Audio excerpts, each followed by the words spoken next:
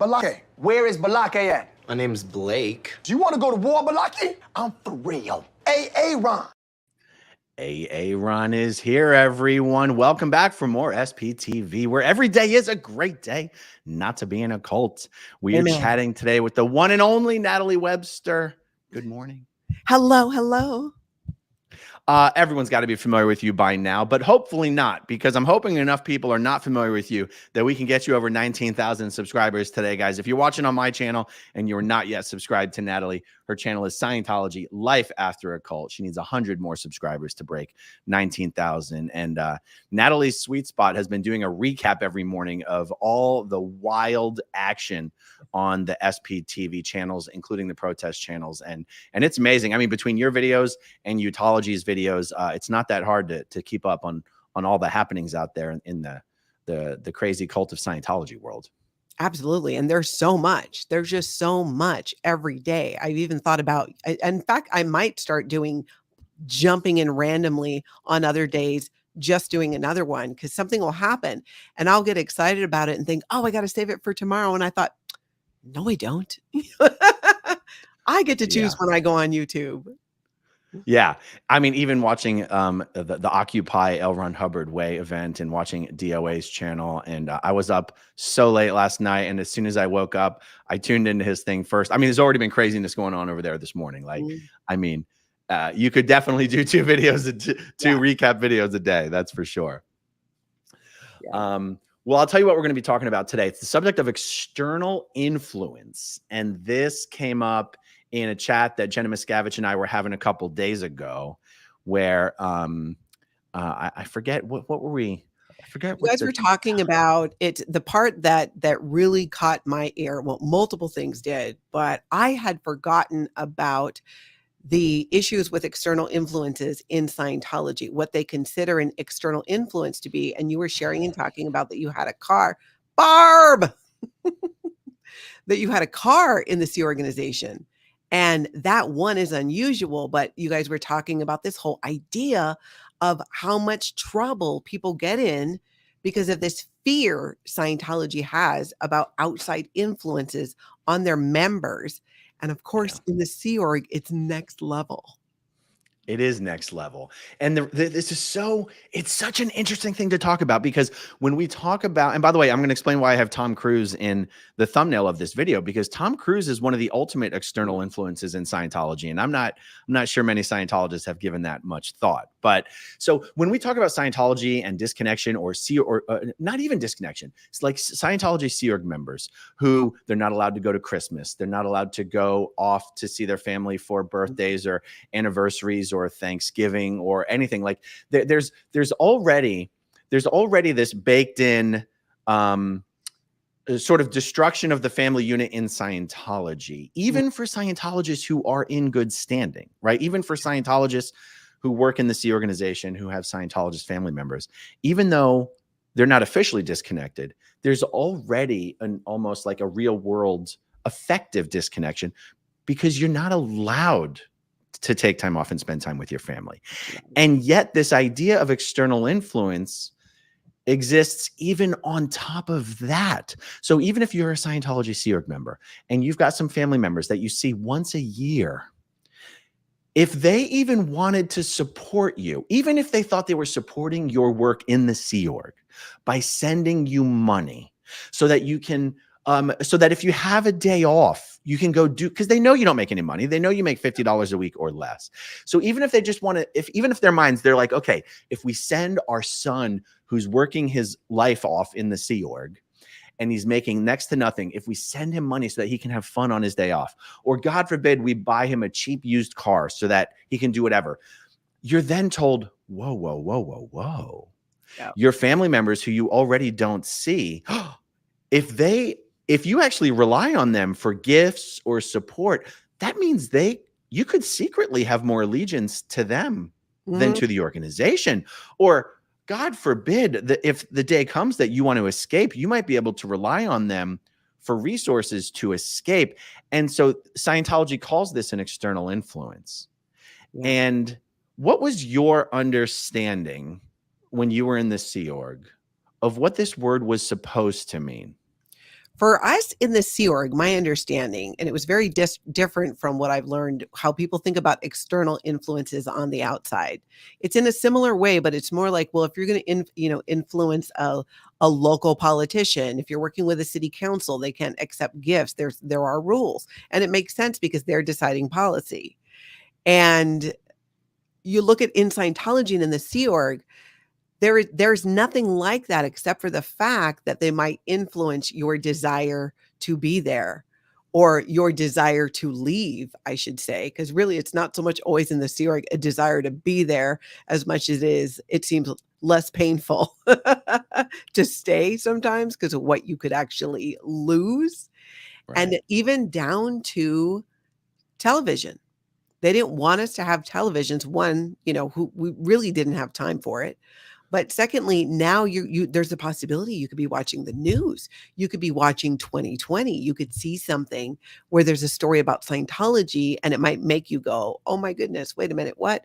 Jar that, what do they call it? Cognitive dissonance, contrary. And then, what do you do with it? You got to go in for some reprogramming.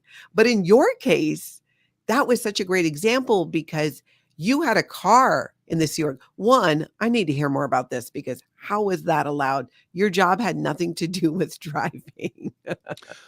Well, when you say how is it allowed, what do you mean? Yeah. Well, you had a car in the Sea organization. The only people I knew who had cars or were allowed to is it involved somehow their job. It somehow benefited the group that for them. So in the situations that I can think of where someone needed a car for their job, that car was actually owned by the org. Yeah, in the pack base, there were a couple people at different times who had vehicles that were sometimes, well, this was back in the day though. This was like back in the late 80s and the early 90s, so it might have been a little bit different where those vehicles would come in handy or to do recruitment tours. I would do recruitment tours sometimes with another Sea Org member, and he had a car, so he's the one who would drive and we'd go to different orgs. But That's right. your job didn't involve leaving the base. Well, that's true, but the org didn't own my car. No, It was a you did. personally owned car. Yeah. And there's no rule in the Sea Org about not being able to own a car. It's just nobody can afford to own a car, except some people who. So I'm thinking of back when I was at Flag, like mid 90s. Yeah. There were a lot of old time Sea Org members, like who just been in the Sea Org forever, who I don't know whether it was either through family or whether it was through accumulating cash bonuses over the years, or whether it was because their spouse was on a fundraising position where they earned commissions. John Danielovich is an example for any of you old timers who watch these videos. John Danielovich and his wife, they'd been in the Sea Org since freaking practically it got started. And they owned this old beat up VW bus. And you go, okay, well, how did John Danielovich make enough money to pay the car insurance? Well, car insurance was probably super cheap because they were old and probably had no accident record or speeding ticket record. Yeah. And I'm sure the vehicle was owned outright. So they only had to pay annual registration fees and insurance and gas. Well, one of the ways Sea Org members pay for gas is anyone who takes a ride has to give them like $1 per ride. Yeah. Like in a bus, you could fit a bunch of VWS, and because a lot of people don't want to be dependent on the Sea Org bus going back and forth. And so even at Flag, it was permitted for people to have cars. It's just like, could you afford it? And if you could afford it, it was fine. Now, I'll tell you this, though. I definitely did get an ethics interview when at this point, Heather's father, because Heather's father had basically bought us this little Mazda Miata, a used Mazda Miata. And maybe it was $4,000. And I definitely got pulled in by the ethics officer to be interviewed about this external influence. Yeah. And it's funny because I don't even know the guidelines that an ethics officer would use to determine whether it's actually an external influence or not. It seems to me that an external influence in this case would almost be defined as, loosely defined as, if that person called you up and said, I don't want you to be there anymore. I want you to come home and I'm going to come and get you. Mm-hmm. Would you be in a frame of mind where you would go, okay, whatever you say, because I rely on you? Or would you go, no, that's not okay. You're an enemy of the group. I'm going to report you. And as long as you can convince the ethics officer that whatever assistance this person is providing you does not give you more loyalty or allegiance to that person than it does to the group, you're generally okay. Because look, this is at this time, my wife's father is basically buying a car for us. Yeah. I mean, what is it that the ethics officer is sitting there thinking that makes this a problem? The obvious answer would be, well, he thinks you guys are going to blow. Yeah. But that wasn't what they were concerned about. They weren't like, are you guys considered ethical enough to have a car? Are you guys considered secure and happy enough to have a car? It was more like, does him getting you a car violate the reference on external influence? And I got to say, as I sit here right now, I can't remember the literal definition of how L. Ron Hubbard defined whether something was an external influence. Yeah, because I think there were a few different references on it, but I remember the gist of it was if you something that, like you're just saying, would influence what you were doing or your opinion. The reason it's an issue in Scientology is primarily because it's a cult and they can't have any type of conflict with what L. Ron Hubbard might be saying. They have to you can't maintain control over your members if you have external influences. So they try to minimize them by isolating you from them, and often that's your family, that's your friends who could be weighing on you in some way, or even feeding what I feel like every single Sea Org member has to some degree, which is a desire to leave, even if it is very tiny in the corner. There are things that sometimes just happen. You see, you happen to be outside for some reason in public and see a family and a young family and go, that's an external influence. That's something that could come up or be traced back to you saw. So now what happens? Now you're not allowed to go. Now you're not allowed to go out and do those things because you were influenced. If they did, found out that was what was behind it. I've seen that happen where that was what was behind somebody. I call it inspiration. Scientology calls it external influence. Yeah. If Louis Repetto is in the chat, Barb, do me a favor and keep your eye out for Louis Repetto, because, he was the chief staff ethics officer at the Sea Org, where I was in the Sea Org for most of the time. And it wasn't him that did that interview on me. I think it was Daisy Clark. But Louis, if you're in the chat and you have, he was the chief ethics officer. So it's like, Louis, if you could tell us, what was the definition that you were using, that you would use based on what you studied on what an external influence was, and how would you determine whether something like a family member gifting you a car was acceptable, or whether it was deemed an external influence? That would be really what cool. I think part of it is too, Aaron. I think it depends on the Sea Org member doing the handling, or the Sea Org member who's the ethics terminal, because I saw at times too jealousy playing into it. That you would have somebody in a position of power in the Sea Org to put ethics in on someone. And because they were jealous that they had a car or they had this relationship with a family member, that they would really seek to shut it down for no other reason than that they're just being a butt and they're jealous of the situation, and they don't have that. And when especially those who grew up in the Sea organization itself, it's different because you're more used to living that way. So it would almost seems foreign when it's somebody who has a different situation. But people who join as teenagers or as adults, where you're used to coming and going to the gym and things like that, some maintain it. Like I know you were able to maintain some of those things. But they definitely don't go like, hey, would you like this option of leaving the base? And you want to talk about an external influence? I owned a house the entire time I was in the Sea Org. That's amazing.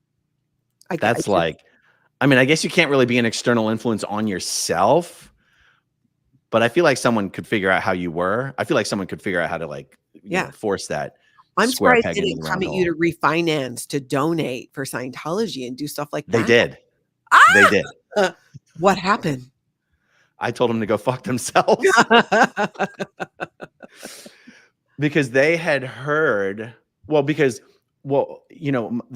people, the other Sea Org members that I considered actually my friends, were the ones who held a similar, a post of a similar, I want to say, how do I say this? Basically, other division heads. Like I was a division head, other division heads, they were close, and they were your same level on the org board, so they were Yeah. considered your peer professionally, Mhm. and they weren't in your area, so you never had to get into any conflicts about production, Sure. right? And so, well, one of my friends was Emmanuel Jamin. He was the he's out of the Sea Org, he's out of With the Scientology. curly He hair? comments. No, did E-Man have short curly hair? He might have. He was a little. He was like He's a French guy. Italian or something? Oh, he was French? Vinny Ruffalo was the flamboyant Italian guy. He didn't have curly. He had more like flowy hair. Vinny and E-Man. E-Man is what everyone knew him as. I remember. Well, my point is this. I was trying to buy myself a motorcycle. I was trying to buy like a Ninja motorcycle because I was gonna take some money out of the equity in the house and buy a motorcycle. Like that's the coolest thing as a Sea Org member to have. And my friend, I thought I could tell my friend E-Man this because we were friends. But E-Man's job is to raise money. He was the DSEMSEC. He was in charge of all the fundraising for the org. Yeah. And as soon as he got wind of Was it this, for AOLA, for the Advanced Org of Los Angeles, where you were, or was it for a different? No, this was ASHO. I was only at AOLA for like the last year. Okay. No, and I wasn't a div head at ASHO. I was the lower level cramming officer. And so anyway, and once E-Man found out that I was considering buying a motorcycle, he was like, "Oh, we forgot. Aaron has access to money." And then they tried to. God. They really tried to hard big league sales closing technique me to pull out all the equity from the house and donate it to the IAS. Wow. And needless to say, I couldn't then go and buy a motorcycle because then I would, So you just show held the them. ground on it, or did you have to give them some money? What ended up happening? No, I gave them nothing. Mm. I was like, I could not think with the idea of squeezing Sea Org members for money. I just thought it's like, Jesus Christ, we already working for the next billion years, and you'd think we got to turn over money like that. It was just insane to me. Yeah. Oh, But like literally, they would pull me off of production time to try and. God, that's so gross. It's crazy. Mm-hmm. That's so gross.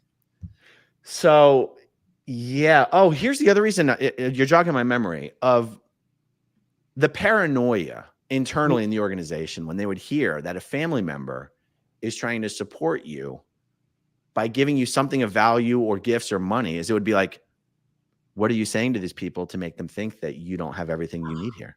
That's right. I forgot about that. That was. Are you that was telling them you're? Yeah. Are you telling them you're not getting paid? That's right. Which Are you telling them you don't have everything you need? And it's like, how could you possibly have everything you need if you're making $50 a week or less? Mm-hmm. Are you telling them you're not happy? Are you asking them for this? Oh, that's one of the big things. It's like, did you ask for it or was it offered? Yeah. And if you asked for it, why did you say you needed it? Did you spread black PR about the Sea organization? Mm-hmm. Did you make it sound like we weren't flourishing and prospering? Oh no, Nora got in trouble for accepting, I think it was a pair of expensive tennis shoes from somebody who was a student of hers at Celebrity Center. I think it was shoes. Nora will have to say. I think it was a pair of shoes. And she got in like big trouble for it because it created this situation of, well, are you making it look like Sea Org members don't have these things? And the stupid thing is you're like, Sea Org members don't have these things. It's not a secret. I don't know who you think we're hiding it from. They have eyes. They can see. Yeah. It's almost like this idea that if someone were to give you something, that means you're now obligated or you owe them something or you're going to give them special treatment, as opposed to like, what if people just really love you and respect you, and as a show of admiration, they want to give you something? It doesn't create a debt or an obligation. It's just a show of generosity. And it's like the Sea Org couldn't accept that, except there seems to be one big exception. No, they when don't. Tom Cruise lavages David Miscavige with gifts, somehow that's not an external influence. Mm-hmm. Somehow it's not. It's that entire idea of thinking that the big hypocrisy of it all. You can't have you cannot get gifts. You cannot ask for gifts because you're making us look bad. You're saying we don't have things. But like you're saying, Tom Cruise can give David Miscavige all of these gifts and probably other people if he wanted to. But why is that okay? That's just, I think even people in the Sea Org, it's like I remember thinking at times, well, wait a minute. Or, the Yeah. way that the international base staff would pull together money to buy David Miscavige a motorcycle or things like that. It's like Oh these my people, God. do you remember when that happened? That's just, they always had to buy him a birthday present. Yeah. I mean, guys, we would literally, for David Miscavige's birthday, the Sea Org members, who, when I say we're paid $50 a week, that's if we got full pay. Yeah, Most weeks it was half pay or no pay. Mhm. And there would be someone standing at the front of the line where every Sea Org member had to go through this line to pick up their pay Mhm. and basically ask for either $5 or $10 or $20 from every single staff member to buy a gift for David Miscavige. Now, do the math on this, you guys. There's approximately, at any given time, 4,000 to 6,000 Sea Org members. And let's just use conservatively 4,000. Well, that's $40,000. That's $40,000 of gifts, of cash or equivalents in gifts to David Miscavige. It isn't just on his birthday. I mean, I remember like Christmas and his birthday. That's from people who are working slave wages. Yeah. And he has unlimited resources. He could have anything he wanted at any time. Yeah. And But- when Surrey Cruise was born, they did a similar collection so that we could all send Tom and Katie a congratulations present from the Sea Org members who are working slave wages. Mhm. For the multimillionaire. Yeah. Yeah. Yeah. Makes no sense. Makes no sense at all. It's just it's not an external influence if it's not something that Scientology wants, something that is for their good. Because then you could be saying, well, are they trying to, that's not going to externally influence Tom Cruise either, because he can get whatever he wants at any time. I think I know why it's this way in the Sea Org and in Scientology. And you kind of hit the nail on the head. They don't understand it because it's not part of the Scientology core belief. In Scientology, everything is transactional. It's an invoice. So, and let's be honest, even outside of Scientology, you have some people who, like you said, decide like, you know what, I want to get this for you. Like I'll send things randomly to my grandkids because I see something, I like it, I think they'll like it, I send it. There's not this expectation now, well, now you need to call me or you need to do these things. It's a gift is not an invoice. An invitation is not an invoice, but in Scientology, everything is transactional. If I'm doing this for you, you need to do something for me that's equal. And the concept of exchange and doing that is a valid one, but they can't think beyond that one-on-one. And it's so black and white, whereas you look at situations like I just told my daughter Shelby, we were talking yesterday, and she was talking about how she used to help this neighbor of ours when she was a kid. Hey, she's got nothing to do. She'd go over and help with yard work and hang out. And this same neighbor ended up being in the right place at the right time to help my other two children. One who got into a car accident. My son flipped his truck. And you know who was behind him on the road? That neighbor who helped him get out, who took care of him. Something else happened with my other daughter, and who was there? That neighbor.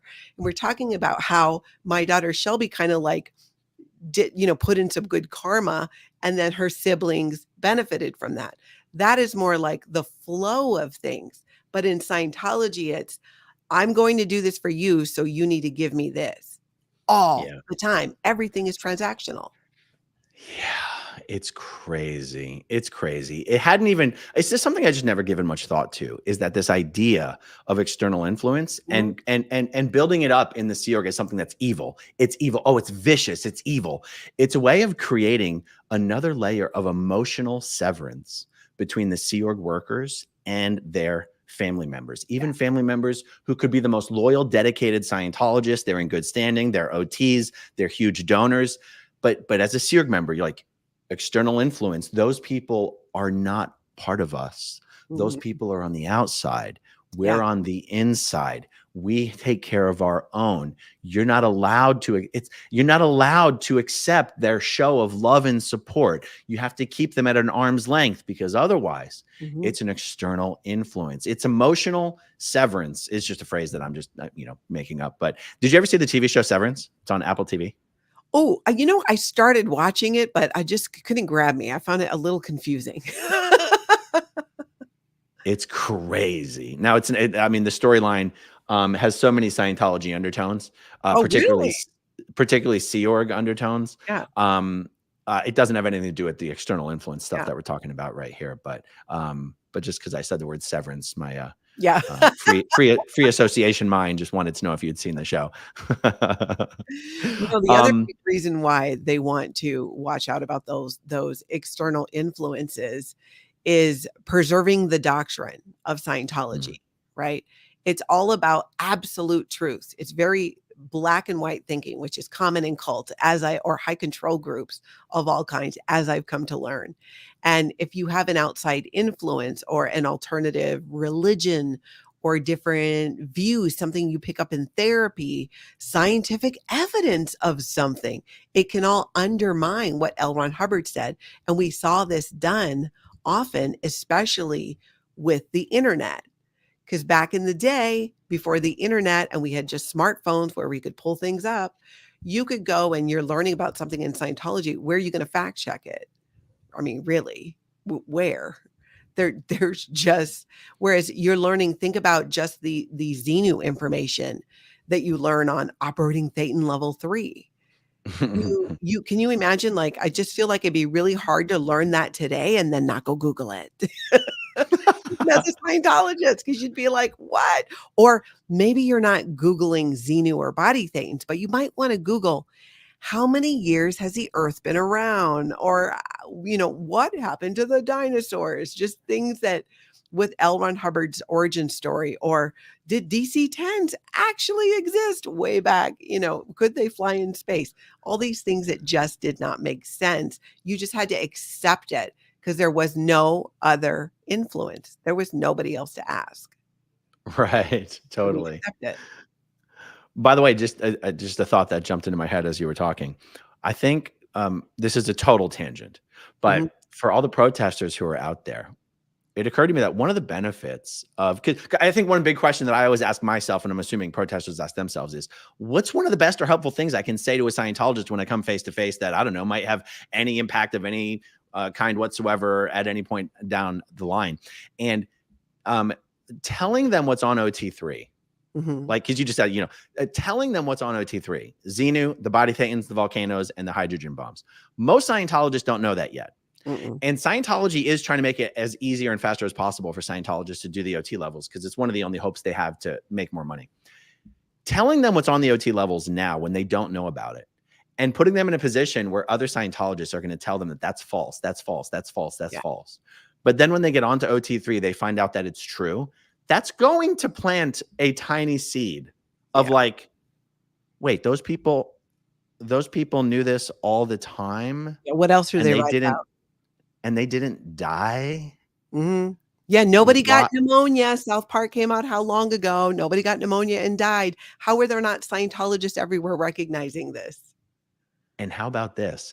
People who are getting onto the OT levels for the first time are made to feel like it is literally not only a matter of national security, but intergalactic spiritual security, that they must never utter these words outside of a locked Scientology room. And they go, how can that be true if all these people on the street already know this information? Yeah, that's that Okay. cognitive dissonance. Okay, Lewis is here. So, Lewis, the question is this: we're talking about external influences, and I was using the example of when Heather and I were still in the SO, and shortly after we got married, her dad bought us a car, like a used Mazda Miata. It was probably $4,000, and I had to get an interview. I think it was from Daisy Clark about this external influence, and Natalie and I were throwing back our ideas of what an external influence really means, why the organization cares about it. And I said, well, Lewis was the chief ethics officer. And the question is basically, what was your understanding of what constituted an external influence? And let's say, Daisy's interviewing me to determine, if this is going to be an external influence, if this is going to be a problem. Mhm. What information would you use as an ethics officer to determine for yourself, this is a problem or this is not a problem? How would you basically define external influence? And yeah, just keep, if your Barb is still back there, just whatever Lewis puts up there, just star it for us and we'll tackle it. I have been reading this book by Rick Ross, who's considered one of the leading cult experts. Mm-hmm.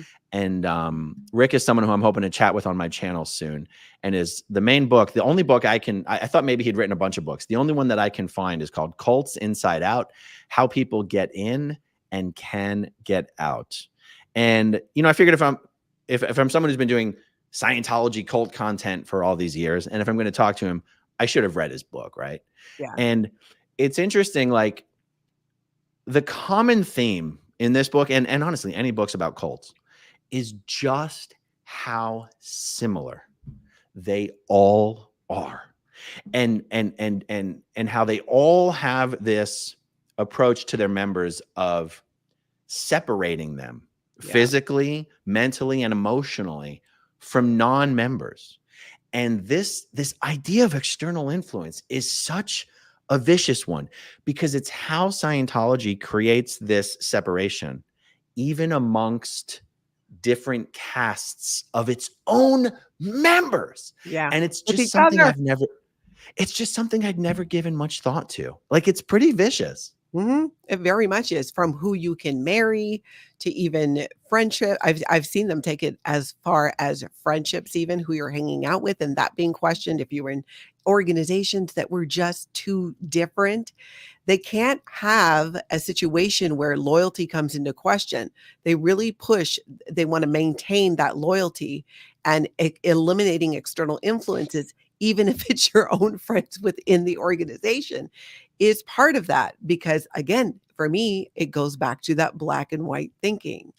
There's just the to us versus them, right? You're with us or you're against us.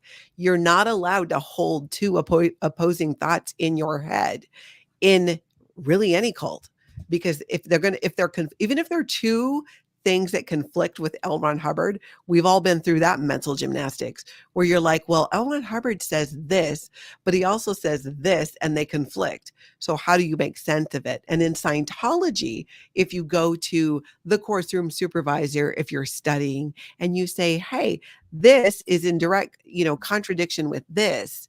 So how does that work? They're going to say, one, what's your material state? And then go find your misunderstood word. They'll start asking you definitions of words in there.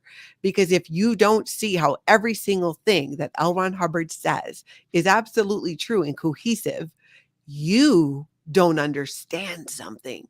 You have a misunderstood word or some false information, some false data. Where's it coming from? Let's limit it and maintain loyalty so that everything we tell you accept as the truth, because they associate. And I feel sometimes that even humans have a tendency to do this, that even people that you're close to, maybe that, what, this could just be a Natalie thing. So you guys got to tell me what you think about this, especially you, Aaron.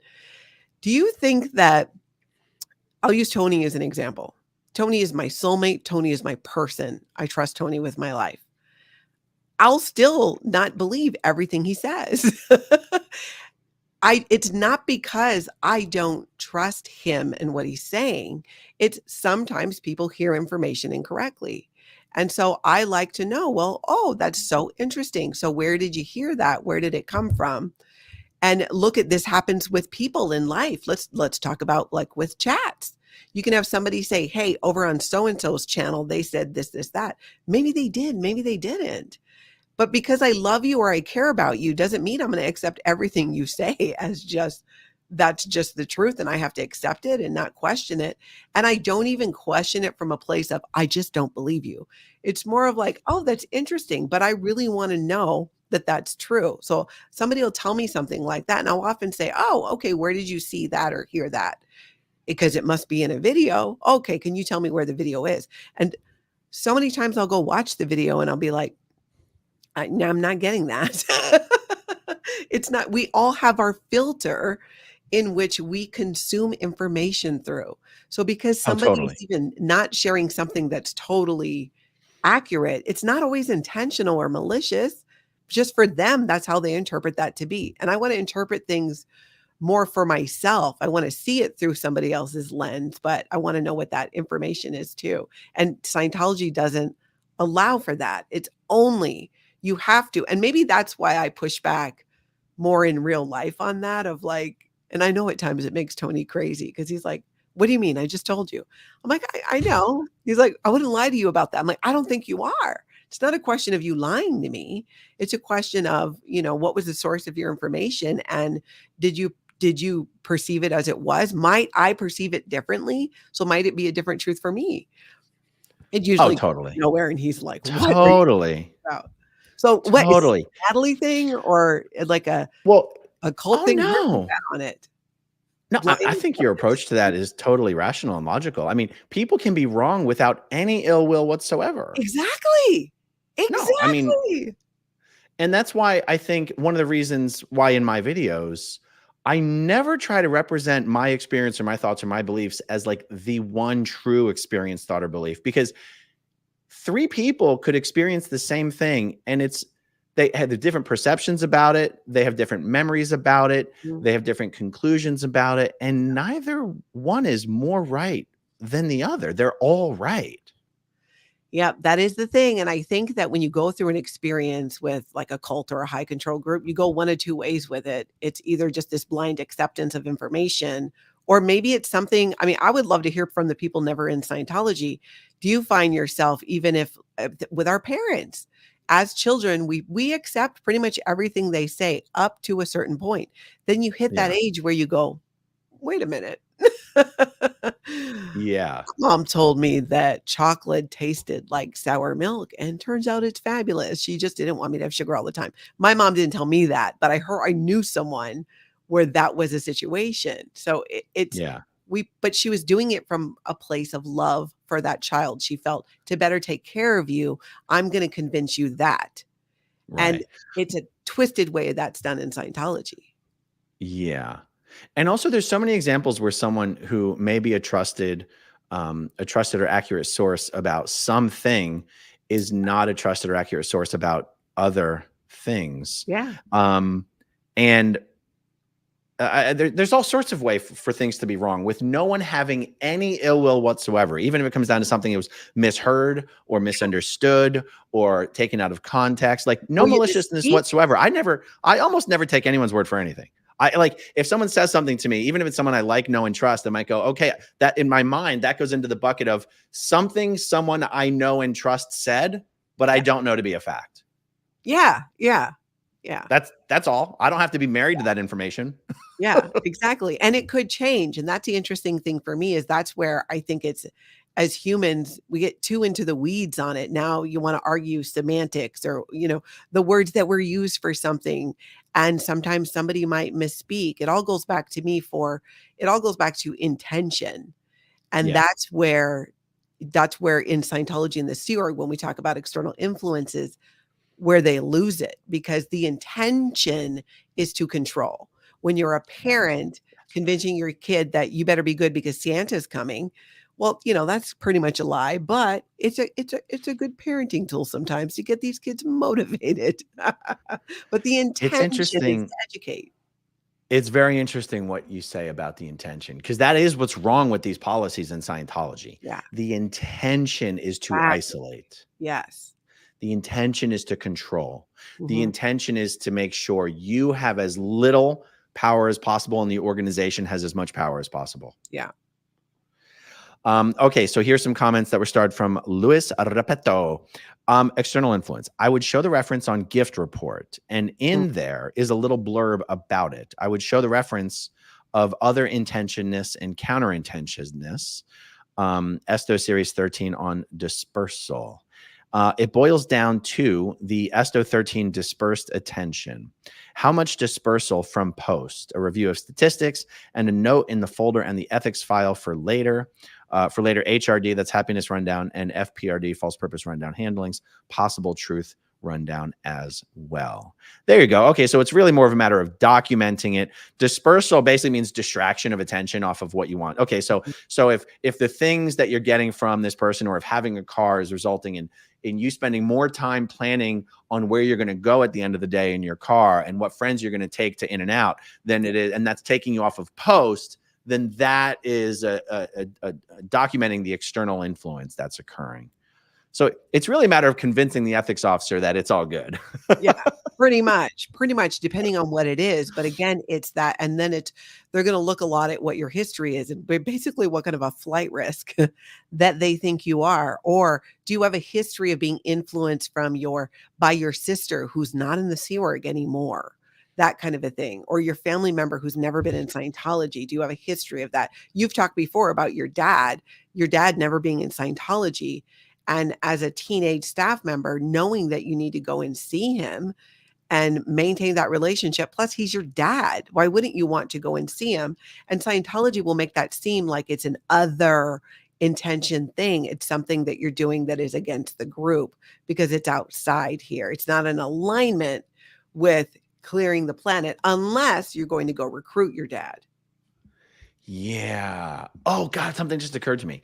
This idea of an external influence, by the way, this is more applicable in the Sea organization than it is to staff members because staff members live in the real world. I don't remember any external. The only time someone would come up as an external influence on staff if a public was just specifically a public who's not related to you is visibly and overtly giving you expensive gifts. That would be weird. But otherwise, this external influence is a Sea Org thing.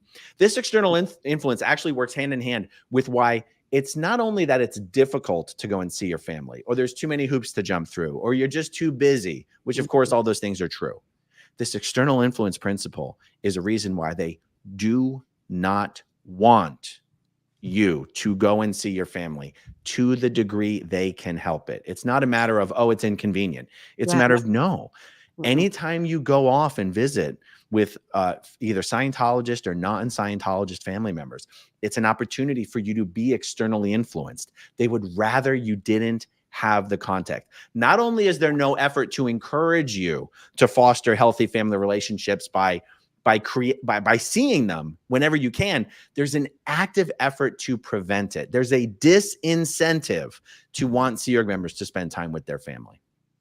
Yeah. That's absolutely true. Absolutely true. All of it down to, because not only could they have an influence in terms of what you're thinking, you might get some sleep while you're on vacation, and you might decide that sleep is amazing. You might relax and be just like watching trashy television and just letting go of that constant fight or flight. And if you exit fight or flight for too long, that might be appealing to you. You might be like, that's why vacations are so great, whether you're in Scientology or not. You get out of your environment. You're in a different environment and you're not focused on work. Usually, depending on your job, you're there to have a good time. And you return to that job, even if you're not particularly fond of it, because you like to make a living and have a roof over your head, and you like to be able to do vacations and things like that to afford that lifestyle. Now, if you're fortunate enough or smart enough, I should say fortunate, not smart. I take that back. Fortunate enough to create a situation where you're able to do the things that you love doing and make money at it. It becomes different. You find, like, I really love real estate, and there's aspects of it I didn't love. It was a lot of hours, but a lot of it didn't really feel like work. Same thing here on YouTube. There's stuff I don't like about it, like the back end stuff and more the admin part of it.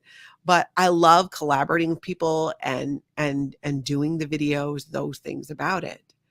It's interesting how that works. If you develop too many desires beyond your little world of what your job is in the Sea organization, or God forbid, you're single and you're on vacation back home and you meet somebody. I mean, yeah, it's just the possibilities are endless. That's why they don't let us go in the first place. If somebody dies, and even then it's like pulling teeth to be able to go. Yeah. Speaking of the back end of it, if you guys are watching right now, do us a favor, no matter which channel you're watching on, hit that like button for us. It actually helps. I know you guys out there can't tell, but YouTube has been totally screwing channels with notifications the last couple of weeks. Just absolutely not sending out notifications. So it actually helps us out if you hit that like button. Guys, if you're watching live on my channel and if you're at a desktop, consider opening up another browser window and watching on Natalie's channel as well. One of the things about doing these simultaneous streams is we split the audience, which makes it look to YouTube like our videos aren't doing that great. So if you're watching on my channel, go ahead and open up and watch on Natalie's as well. And if you're watching on Natalie's channel, go ahead and open up on watch on my channel as well. This is some of that annoying back end stuff that we have to worry about, especially the more channels pop up, the more multi streams, you know. So yeah, help us. It's fast, it's easy, it's free. That's right. Make sure you hit that subscribe button too. Oh, that's right. We're trying to get Natalie. Let's see if we've made any progress on. So it's not going to show us how close you get until you actually roll over. But let's see, 18.9. Oh, almost still 18.9. I thought it was going to roll over. Yeah, it's like 18.956. So we were like 4 away from 19,000, 1,004 from 20,000, which is my current short-term goal, which I'd love to get to. You want to tackle some comments here? Yes, let's do it. All right. Donna Hannibal, aka Ramon's girl. I'm a proud devotee of Alohatology and Arontology. A wonderful video to see the both of you together. I'm overwhelmed. I love you both and all you do. Thank you. Yeah. Did you hear that that on my channel, the audience have decided that we're starting our own cult because we're jealous of Arontology. I love it. Alohatology is the best. These are symbiotic cults. You can be members of both. Exactly. Our motto is you do you, boo. Now, I thought there was a Ramon's Girl 1. Oh, but people can change their names on here, can't they? Yeah. Yeah. Okay. Solely 1971. Wow. Today I caught 2 lives. Cheers from Slovenia. Oh, nice. Nice. Okay, Donna is back with more. Natalie, I believe in your channel so much, I promote it to total strangers. Even customer service reps hear about Scientology and the channels that I promote. Oh, I love that. That's fantastic. Thank you, Donna. Oh, here's a good Scientology educational question. Is this the same as the third-party influence? This is totally different. Yeah, third-party law. Yeah. In Scientology, the third-party law is supposed to be that when there's a conflict between 2 people that will not easily resolve, there's an unhidden third party that's basically whispering lies into the ears of each party about each other. And that's the third-party law. External influence is, someone is showing this person some love, and the organization does not like that. It's competition. Marissa Martin, I was getting ready to leave the house, but I guess I'll stay here and watch this likely 2-hour-long chat instead. Nah, I think we're going to wrap up close to the 1-hour mark. Oh, this is hilarious. Marley's mom. I'm imagining tall Aaron folding himself into a Mazda Miata. Interesting. I'll tell you a funny anecdote. During a period when I was sort of in trouble and between organizations, I was sort of a floater. I was a floater, but I was on full-time study, but I was no one was really responsible for me. And I definitely took advantage of that. The cadets had no one to take them on their excursions. And I was like, that sounds more fun to me than fucking being on course. And so I'm trying to remember how many kids I squeezed into this car to take them to the local pool. Oh, that's cool. But it was definitely more kids than was legal. That is for sure. Yeah. They don't care either. Those cadets were, I mean, you want to talk about a Lord of the Flies situation sometimes. Oh my God. They were so thrilled. And I was just thrilled to be off the base. I bet. Okay. I'm going to not take up comments or questions that just have nothing to do with it. Okay. Adam Carmona. Once again, the real point of ethics seems to be making members second guess everything and stay psychologically off balance. That is correct. Yes. That's totally it. Which is so funny to look back on, because now knowing that, I guess if I could thank Scientology for anything, I would like to thank Scientology. Wake up, Osa, because I'm thanking Scientology. I would like to thank Scientology for kind of that whole idea of now it's like they make you that second lighting yourself into second guessing yourself all the time. That is such a rarity now. I feel so much more equipped because I've seen it so much. And then I learned about the mechanics behind it, that it's easier to spot. And I think that goes into my too of like, well, you know, what I mean, I really do believe what's true for you is true for you, right? Because we can see things and perceive them in a different way. Because we're so not allowed to do that in Scientology. But they're so right about ethics being exactly that. The purpose of ethics in Scientology is to get your mind in alignment with L. Ron Hubbard and Scientology. Totes. Absolutely. Donna Hannibal, aka Ramon's Girl, welcome as a new channel member. I'm guessing that's on my channel. You're streaming on you're streaming as well. Yeah. Okay, Neuropsych 93. If you have an outside job, do they take the money from what you make if you're in the Sea Org? Oh, Sea Org members don't work outside jobs.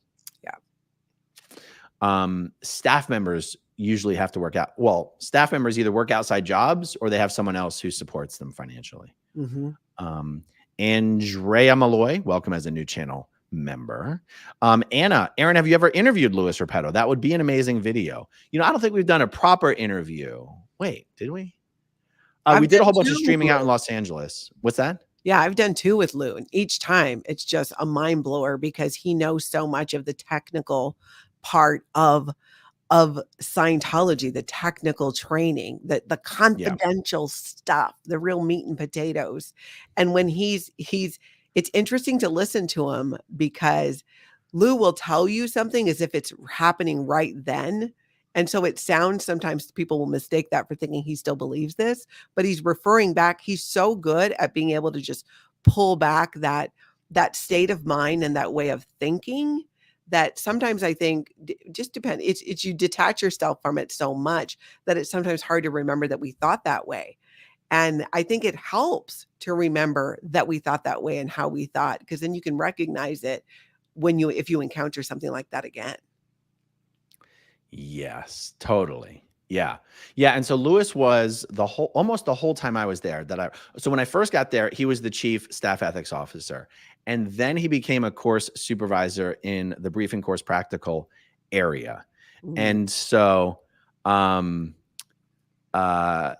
Hutchinson wrote one of the most ridiculous blog posts she's ever written this morning about how I've misrepresented how important I was when I was in Scientology, which I've never called myself important when I was in Scientology. But one of the silly things that she said was, I never spent any time in the course rooms. And I immediately sent Louis supervisor. Well, I was a course supervisor at the Philly org, but then I was the tech sec at ASHO. And I immediately sent it to Louis Repetto and I said, is this not one of the craziest and silliest things you've ever seen? And I'll probably be doing a whole video about it, but I immediately sent it to Louis Repetto because I'm like, who's out of the Sea Org that was in the course rooms when I was there? And anyway, the answer is Louis Repetto was in the course rooms the whole time I was there. All right. Philosophy says, given that people like Tori left because she was interacting with critics, causing her to realize the lies, do you think that's why they no longer send people out to handle SPs? I think it's a big part of it.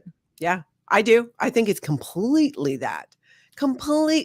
I was in that boat when Anonymous was happening. And that's when I was like thinking about, I think I just about gotten to the point where I decided to leave Scientology.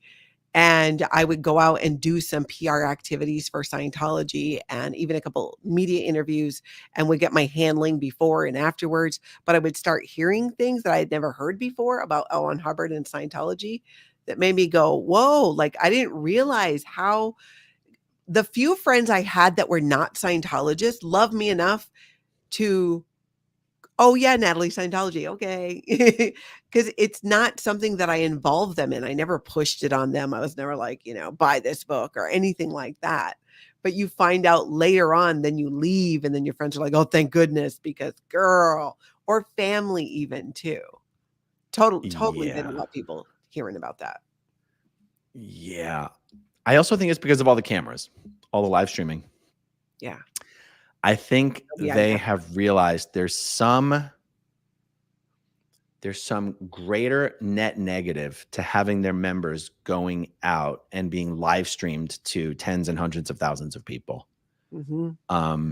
Yeah, that's why they just like, it's like parting the sea. If you point a camera Jessica Palmadessa did a short. I featured it this morning on my recap, and out comes the camera, and they just, it's like when you're in the ocean and there's all those tiny fish in a school of fish, and you walk towards them and they all swarm together to the other way to avoid you. That's what it's like protesting Scientology with Sea Org members. When I was in Clearwater, Aaron, we were watching them divert Sea Org members from the door they were leaving the sandcastle from, because of where all we could do is see them. Even we when weren't we were even in the physically there. library. We weren't even physically there. Yes. Yeah. But we They filmed were it watching from the library. our streams to Well, see where we could see, and then trying to divert Sea Org members away from our camera's line of sight. Yeah, exactly. They were watching your stream. And when we were up in the library, I was like, I bet they're not even watching my stream. Why would you watch both streams if we're together? And I thought they're watching Aaron's stream. So I'm going to see if I can sneak out, go downstairs, across the street, over to the sandcastle, and catch them at the bus. And I did, which proved they weren't watching my stream. I got a whole bunch of Sea Org members. They learned their lesson that day. Yeah, NatCat 180. Scientology Life After a Cult. What's that? They need to be watching Scientology Life After a Cult. That's right. NatCat 180 says Scientology needs a rebrand, bridge to total slavery. Oh, yes. Yeah. Liz Ferris is in the chat, gifted 5 Scientology Life After a Cult memberships. Awesome. Oh, thanks, Liz. Here's a question from Anna. 2D affairs, so basically sexual affairs between Sea Org members and out-of-org trainees are considered also external influence, or is it completely different? Oh, that's completely different. Yeah, they still don't want that to happen because you're going to pull somebody out of one of the organizations. So like that happened to me when I was 15, 16 training in Los Angeles. I had gotten engaged to a Sea Org member and somehow thought that would happen. I know. Yes. He was from England. His name was Paul. We would go on walks right around the base. And I just thought that I would replace myself in Hawaii and then I would join him in England. And no, they put the kibosh on that because they're like, no, you're not. No one's going anywhere. And most of the trainees were younger people. Not all, but a lot of them, because how many people, that's part of why they like teenagers, because they don't tend to have jobs and somebody else is supporting them. So they can send them for training at these other organizations like Philly, like Hawaii, and so on. Yeah, I mean, these days, even mentally, well, the word in Scientology would be creating a 2D or mocking up a 2D. Like, this is just strictly forbidden activity between Sea Org members and staff members, just strictly forbidden. And even if you don't even touch each other, if it's found that you're even having romantic feelings for a non-Sea Org member, you're in trouble. Just period. Yeah. Just period. Just the totally thought. Different than totally different than external influence, totally different than third party. NatCat 180, OSA, Arontology and Alohatology religious services in progress. Yeah. This is just for the upper level people. Yeah. Okay, destroying cults. What would happen to the Sea Org member if they decided not to donate for a gift for David Miscavige? I never saw it happen. Did you? I don't remember specifically seeing it happen, but it's not like you would be physically grabbed and brought right into an ethics interview, but it would definitely be noted down. You'd probably get a report, even if it was a report that you didn't get a copy of, and it would just be something that would probably be taken up later because honestly, and how things get handled, it depends on the ethics officer. It depends on the organization. It depends on who it is that was refusing. It depends on the reason given. The concern would be, like, if you said, I can't, I'm poor. If you said, I can't, I'm only able to stay in the Sea Org because I have to manage my credit card debts and I'm not getting paid enough. Like, if your reason was a good reason and it wasn't because I don't want to support COB, you'd be okay.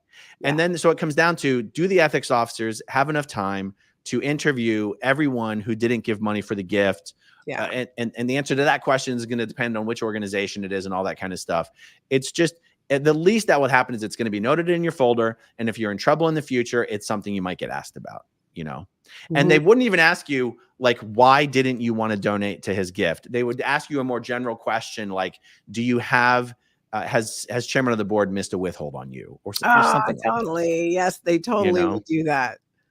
I've seen Yeah. people, I had a junior once in the Sea organization who ended up being interrogated. And I do believe he was fitness ported out of the Sea Org. And it started because he got in an elevator with Norman Starkey and some other senior executives back when Norman Starkey was a senior executive. I don't know if he's still being held captive or what the deal is. Do you remember him? Oh, yeah. Yeah. So, and it was Norman Starkey, I think Ediant was there at the time, executive director international, Guillaume. And they said something to Paul like, how's it going? Which the answer should have been, great, sir. Thank you. But instead he's like, not that great. He gave him this Eeyore answer, which your world could be, it's just like, no, the answer to them, you don't put in theta, interbulated theta on their lines. That's how it's worded in Scientology. You basically don't send any type of low vibe energy to senior executives in Scientology. Same with Tom Cruise. If Tom Cruise is coming, first thing they're going to do is go through and one, get rid of anybody they think is ugly. Secondly, get rid of anybody they think might say some crap or who doesn't look like they're living their best life. That's right. That is absolutely correct. Here's a good question. Why, if you're considered volunteers, do you need to request time off? Exactly.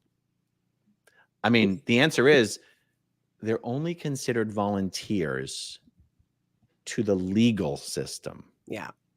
You are considered a contracted staff member in Scientology. Now, it might say it's a contract for being a volunteer, but because the volunteerism is how, and especially calling you a religious volunteer, it's only a legal ploy to get around having to pay you anything or having to have, insurance or anything like this. It's just a ploy. That's just for external legal and PR facing reasons. Internally, you are solidly contracted to the organization. Yeah, 3 musters, 3 roll calls a day. Like, you better be there. You're expected to be there. At least 3. All right. Louis Repetto says a never in could externally influence a class 5 org staff member with a never in could externally influence a class 5 org staff member with 2D flows and relationships. That's happened to a lot of Sea Org members as well. Totally true. Tom Cruise would get pulled into ethics for a handling for sure. They don't want his mind going off purpose. Anything on the net can be an external influence. I feel like this must have been a response to something someone asked in the chat.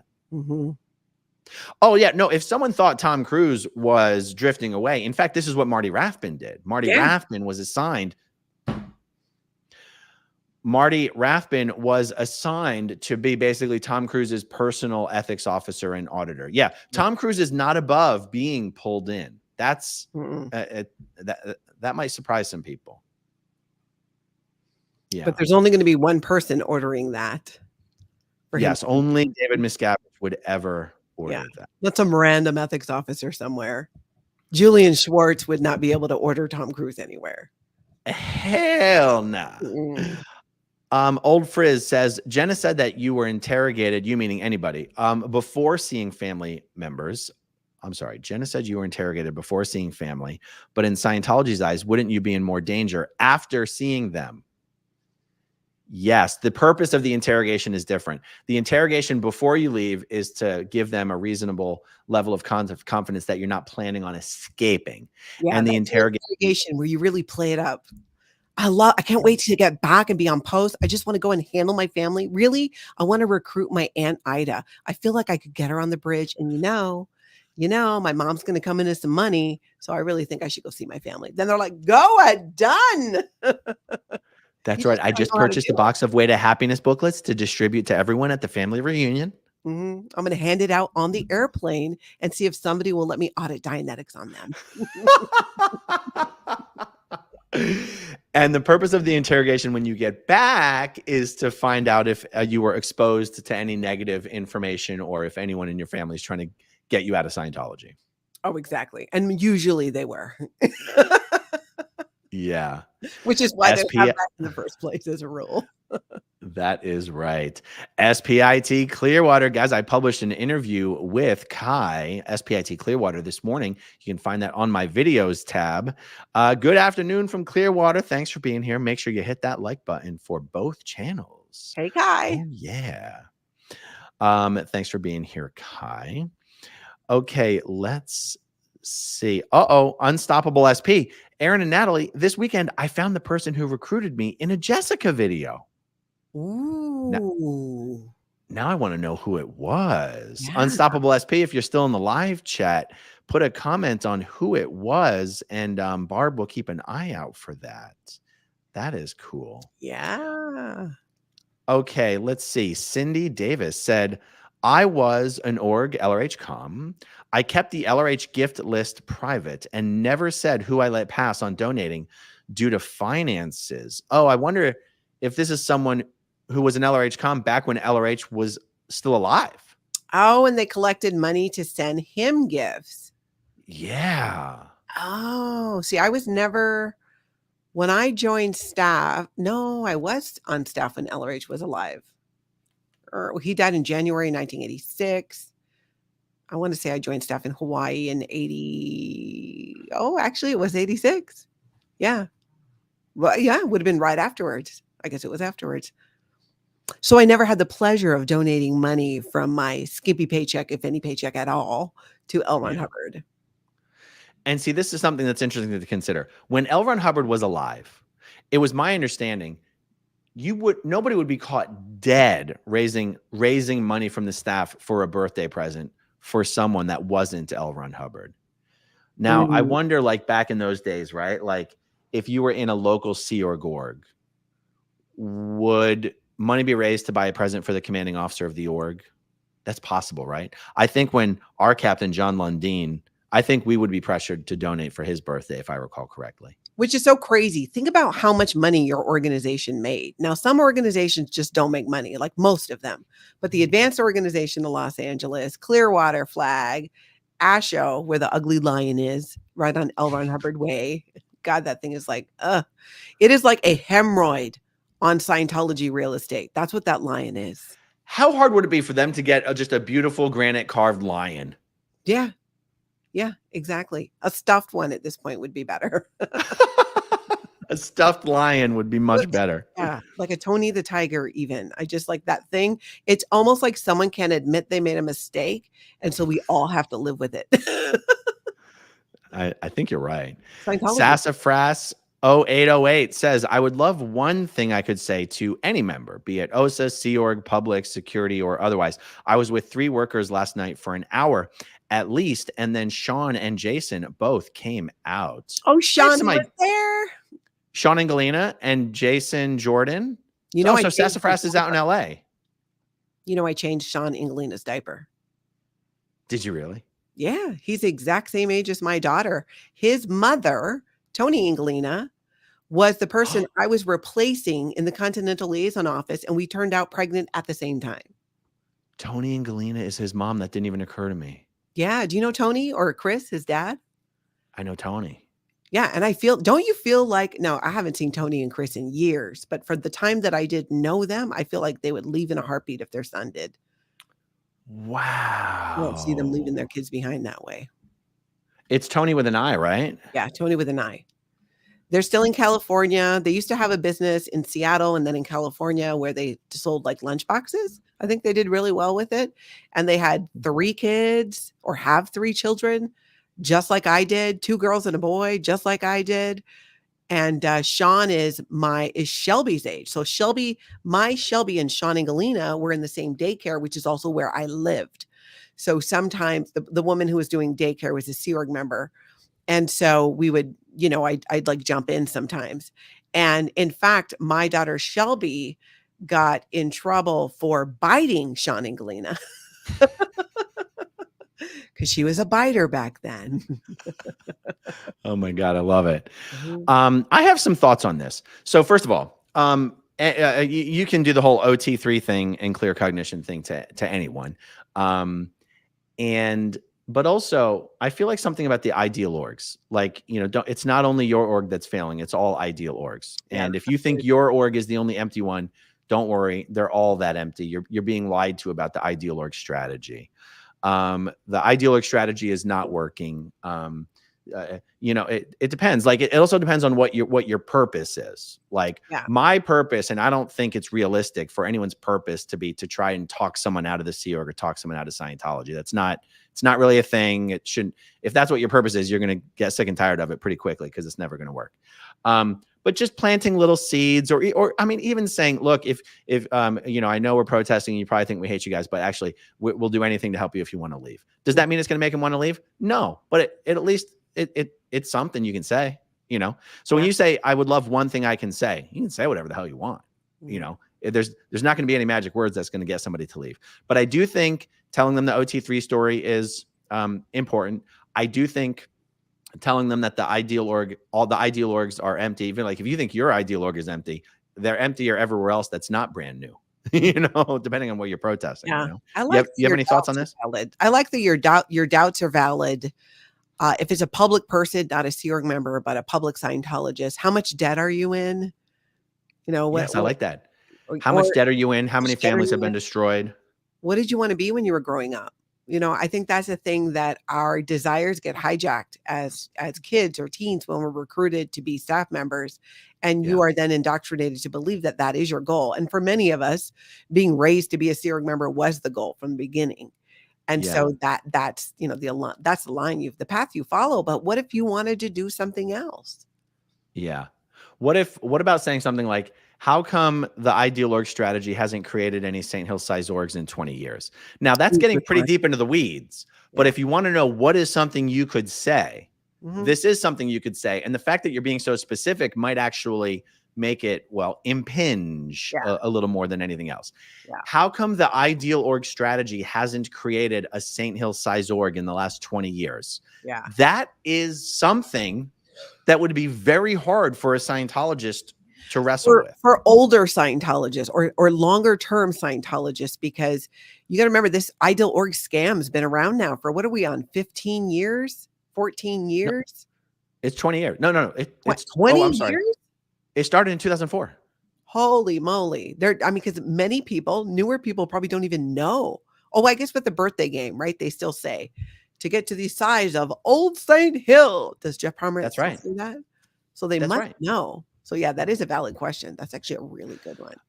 Well, the truth is, since they haven't had a St. Hill size org in 20 years, they've probably stopped talking about it. But Yeah. they probably have set up the ideal org as the new goal. And I can't swear to you I don't have firsthand knowledge that they are still saying the ideal org strategy will make your org St. Hill size. But if they're not saying that, I'd be interested to know what they are saying, or,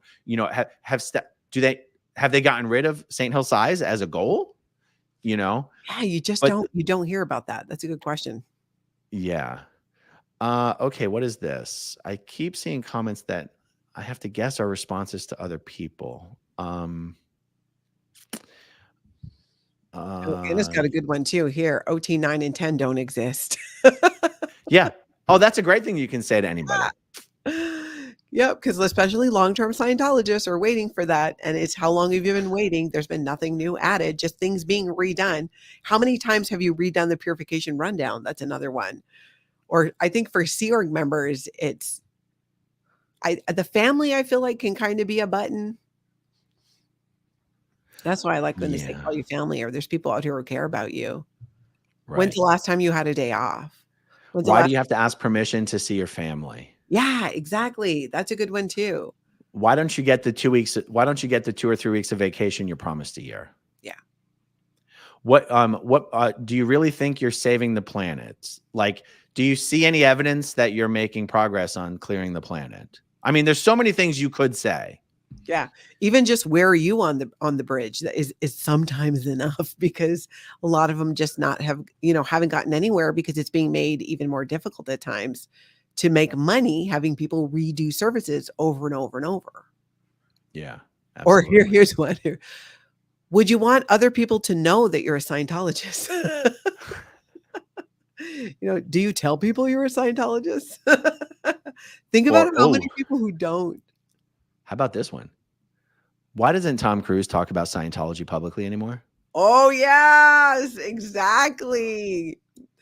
We should. Why doesn't Tom Cruise promote Scientology anymore? Yeah. Oh, that would really hurt. Yeah. That's a question you could ask any staff member or Sea Org member that you run into. Why has Tom Cruise stopped publicly talking about Scientology? Because they think he's the biggest disseminator in the history of the Galactic Federation, but he ain't saying shit these days. Yeah, you don't really meet many people too who are like, oh yeah, Tom Cruise got me into Scientology. When you think about what Scientology claims, like when he got his little plate medal from his buddy, from his best friend, David Miscavige, he got his little thing. And it was like, what were they saying? Like, he has introduced millions to Scientology. It's like, no, he didn't. It's not the same. I think it was like billions. It always is. That's that Scientology math. This is. I think it was like 1.2 billion people introduced to Scientology. It's like, where do you get these numbers? Where do they get any of their numbers? Especially ones like that. They're probably like, how many people have watched Tom Cruise's films? Or how many times have Tom Cruise's films been watched? And we're going to count that as that many people he introduced to Scientology because he's a Scientologist. And if they see him on the screen, because Aaron, that's how they count now. That's how they have millions of members, is because when you walk by a Scientology building, and you look in just a little too long, boom, you're a Scientologist. Antics of a Mama Squirrel says, what is Barb's channel name? I want to link her to my Barb video. I'm pretty sure Barb doesn't have a channel, but Barb, if you do, shoot me an email and I will answer that question. Casey Cat. Hey, Natalie. Hey, Aaron. Hey, Dave. Summer Savage says, loving this conversation. Love to you both. Thank you so much. All right. One last reminder here, folks. If you are not yet subscribed to Natalie, let's see if it rolled over just for the heck of it. Damn it. Slackers. Didn't roll over yet. And also, guys, I'm going to start publishing the breakout clips of all my videos over to the second channel, growing up in Scientology clips. So like, for example, if I do a Q&A video, sometimes I'll try to take longer time answering a question instead of giving a 30-second answer. Yeah. I'm going to start publishing those answers to questions because think about this, Natalie. This is a really great idea. Yeah. A lot of the stuff that we do, and it's okay, it's the nature of the internet, is we answer the same questions over and over and over and over again because we always have new people watching our videos, right? Yeah. And so I'll if I do a Q&A video and I answer like 60 questions, but maybe like 10 of those questions I spent a few minutes answering, I'm going to break out like every few minute answer into just a breakout video and throw it up on the Clips channel. Oh, yeah. That's a great idea. That'd be a great resource for people, especially to go back and look, especially, when we need to fact check Aaron. Yeah. But honestly, instead of, because no one uses YouTube as an archive really, right? No one's going to go back and look. But when people search for a question, like, what do Scientologists do all day? What do Scientologists believe? Yeah, what do Scientologists believe? What what is this or like, but instead of having to sit here and come up with ideas of, what's a subject to do a video about? The subjects come up themselves in Q&A videos. Yeah, all the time. That's a great idea. I'm going to start doing something similar, but with shorts maybe, because I've been thinking about that. I'm like, I make shorts from my videos. I'm like, why don't I just make more shorts? Just, I don't know, whenever. Yeah, because I'm worried I'm pissing off my audience by publishing so many shorts. And what I would really like to do is publish the shorts on the Clips channel. You know what I mean? What is your process for when you decide to do shorts? Do you kind of take one video and do all bunch of shorts for that video? Or because you put out usually don't. I mean, for the last week I've been doing that, but I usually don't. What I'd like to do is just do 1 or 2 shorts per video or one short per video. The thing is, you and I know back in, YouTube wants us to be doing shorts. Yeah.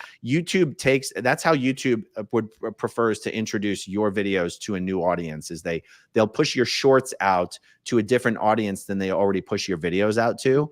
And so it's also a way, it's how YouTube wants you to grow your subscriber base, is by publishing shorts. And so it's like, but the audience who likes our long form content, they do not like shorts, but it's like, it's what YouTube wants us to do. So I'm going to try to do it on the Clips channel.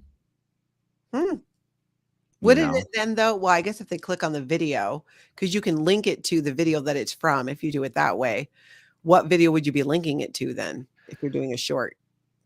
I think it will only let you link to a video that's on the same channel that you're publishing the short on. Yeah. So it's almost like I would have to publish a clip to the Clips channel and then publish a short from the clip. Yeah. Who knows, guys? Probably. Who knows? The moral of the story is go subscribe to the Growing Up in Scientology Clips channel. All right. This has been a blast, guys. Thank you so much for hanging out with us. Thank you, as always, to everyone who watches until the very end. And we'll talk to you soon. Okay, if you want to see my rock and roll songs, click right on this guitar. And if you want to see a different one of my videos,